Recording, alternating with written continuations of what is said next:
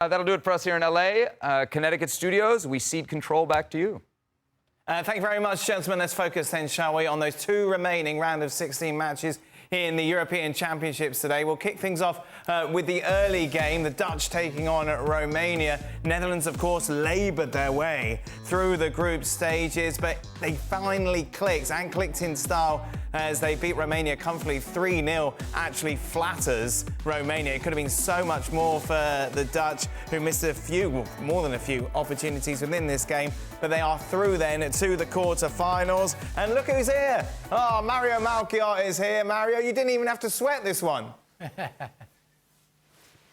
Oh, what a great game. Oh, man, it's so much happiness. I'm telling you, so much happiness. Finally, look how many countries we have. You talk about England, you talk about France, everybody is always on their back, and in Holland it's no different. So I think this was one of the first games that Koeman actually came on TV and he said it. He said, I didn't want to listen to all the critics and all the things people were saying. And he put a team out, and the way he put them out, it actually, I have to be honest with you, Romania started the game off well. But when they got out of that pressure, I don't know why they did that, but the moment they did that, it was all Holland and Mr. Gakpo. Yeah, Gakpo, of course, fantastic throughout this game, Craig. It's kind of good to see a Dutch side performing as they did today, considering what we saw in the group stages. Yeah, and considering what we've seen really from Portugal and more so England. Yeah.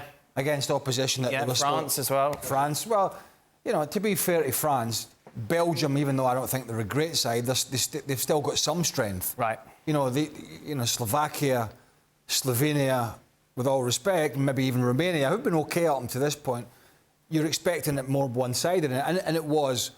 And, you know, but the Dutch were sort of slightly frustrating in the opposition penalty area. Particularly Xavi Simons in the first half, you know, touching, they just hit this thing first time and he did touch and trying to beat two defenders in the box. But as you said, Gakpo was excellent. They got a bit of pace about them when they get on the counter-attack, once they get in behind your midfield.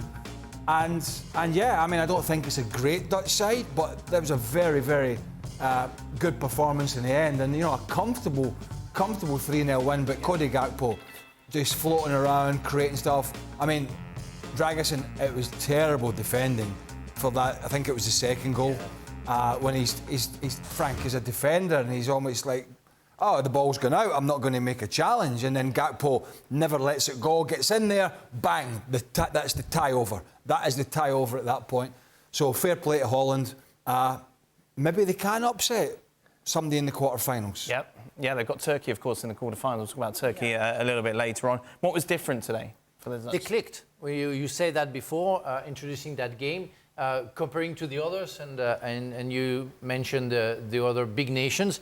They are the only one who clicked and changed from the group stages to the knockout stages, and I found them very, very strong. Well, the first 20 minutes, Romania put the pressure, gave some energy, but as soon as they conceded the goal, it was over. And I found that the coach found on the right side, and Mario can talk about it because you mentioned Gakpo, but I think between Bergwijn and Dumfries, that was a hell of a duo. They worked so well. Dumfries was everywhere, and I think there was something special, especially the first half, where we could feel that the danger was coming from the left side and the right side, which wasn't the case during the group stages games. And it's interesting to see the Netherlands coming back to their best. I still have some doubts defensively, especially the two centre-backs who are very well mature centre-backs. But sometimes, you know, it's like they lose the concentration. So they only have to be careful. Otherwise, I feel them very complete and a danger for the rest of the competition. Liverpool supporters be questioning, where's this Gakpo when he puts on a Liverpool shirt, Mario? No, I mean, like, look, at Liverpool, we know he can get in and out, you understand? But when he played for Holland, I saw him on TV talking, and, you know, in the Netherlands, and he made a comment, and he said, look, I know that the people are criticizing us and not happy the way we're performing and the way we are playing. He said, but today, he said, we're going to go out there, and we had a conversation with the team players among each other, and including the coaches and stuff, and we were talking to each other very direct, he said. He said, like, you could say whatever you thought and whatever you felt was not right. And after that conversation, they said, like, he said, now I'm ready to play the game. So He came back into the game, and I think what Frank just mentioned is like everybody was surprised that Koeman picked Bergwijn. Why? Because they thought he was going to pick Malen. Because Malen is normally a guy that likes to use the pace behind the defensive line. But what he did, he mentioned it, he said, I use Bergwijn because at Ajax he plays between the lines and he's very good at that. He said, when we're going to play against Romania, we need a player like that. And then later on, I might have to substitute him because physically he's not going to be fit. The guy didn't play for the last 2 games. He puts on Malen, and it was exactly the answer what he was looking for. Malen to use the space that was behind the defensive line. And he opened, the way he scored the first goal, the second goal of Holland was of course Gakpo.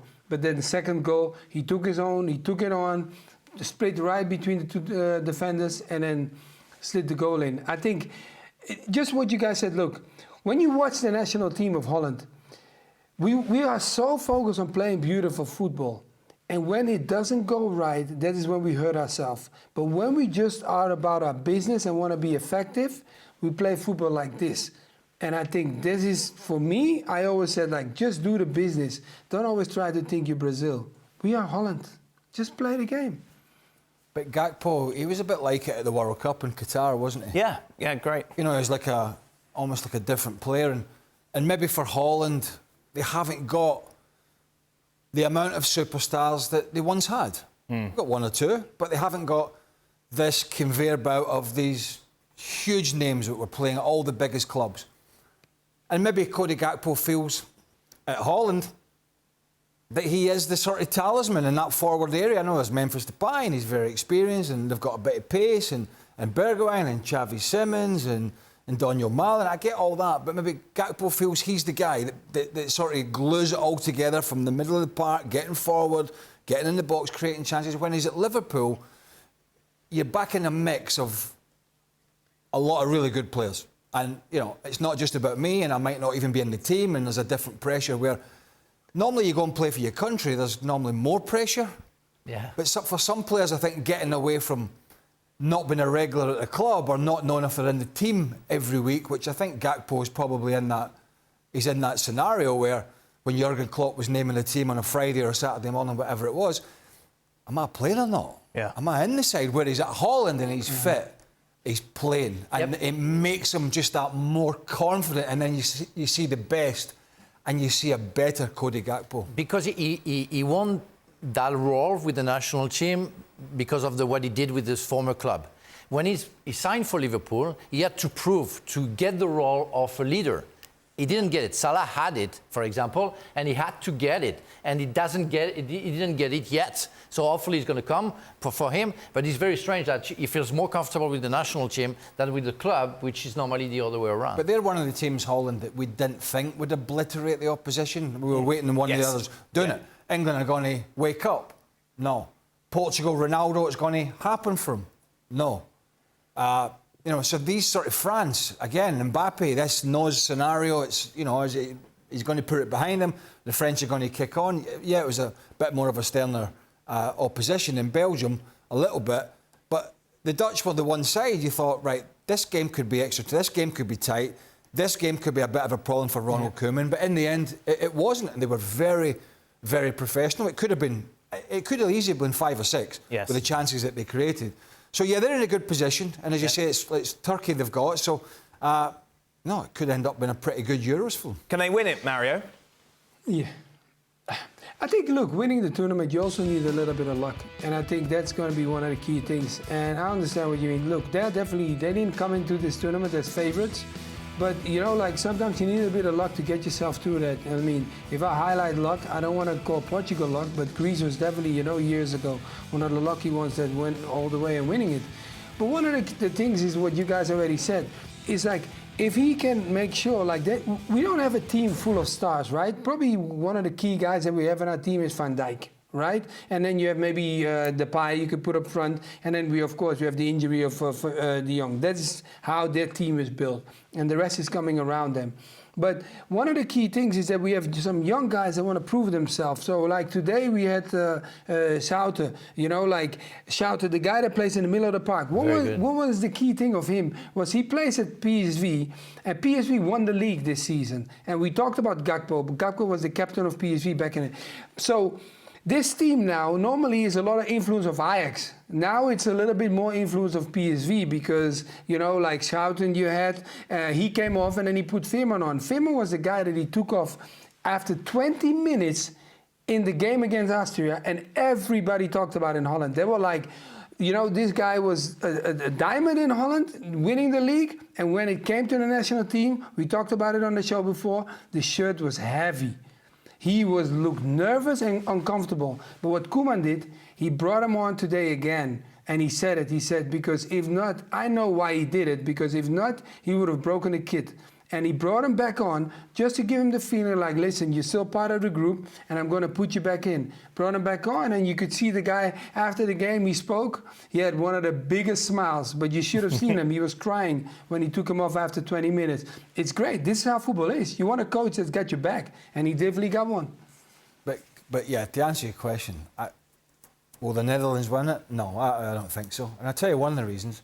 They've never won anything in their puff. Well, Mario, take that. Yeah, No, we did, man. 88 euros, man. Easy now. 88, yeah. Easy. Yeah. Did they? Ruud Gullit. 88, we won. Yeah. Yeah, well, we know hey, you Remember Ruud Gullit? Don't be angry because you guys going home, man. Don't be angry. They've never won the World Cup. Oh, yeah, right. Van Basten volley. I don't remember Ruud Gullit scored down. I don't remember that. Remember that volley from Van Basten against Dasayev? Marco van Basten. No, Van Basten. Oh my God! What a goal! What? Hey, listen. No, he pretends he's lying right now. Don't worry, Mario. Do you remember? Craig, if you did not see that, I will really get upset with you from today on. It's done. If you never saw the goal of Van Basten, I'm I've done. never seen the Van Basten. Let's look at it. Hold on. Who's Van Basten? Oh, who's